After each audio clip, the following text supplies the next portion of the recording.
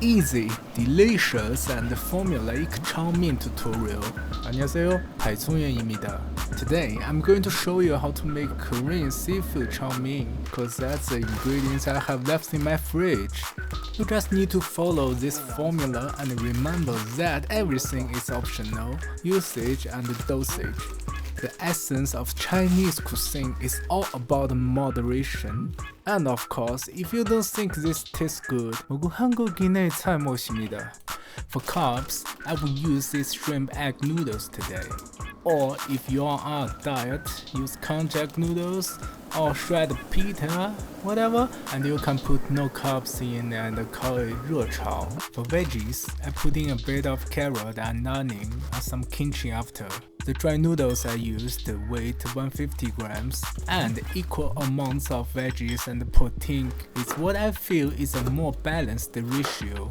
Normally, 我还会加颗蛋, but I ran out of eggs. What if I'm a vegetarian?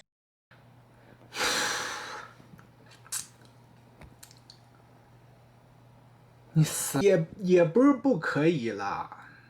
I picked this sauce because it was on sale. I've tried other hot sauces.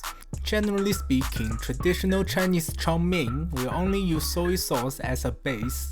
I might do a video on authentic chow mein afterward.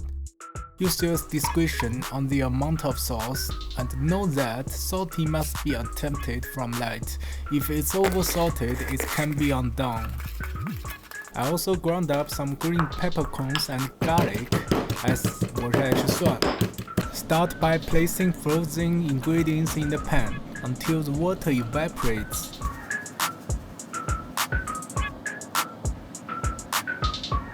In this step, the ingredients to be caramelized can reach the desired level.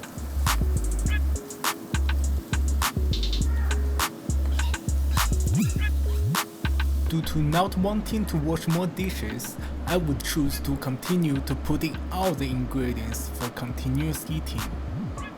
Pouring the sauce directly into the pan also cuts down a dish. Then stir fry. 炒啊炒. I chose to add the garlic later because I like the pungent flavor.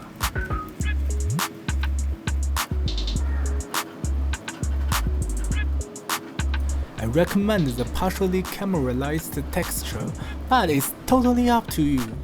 Get out of pan when you feel like it. By the way, this is theoretically for two, so...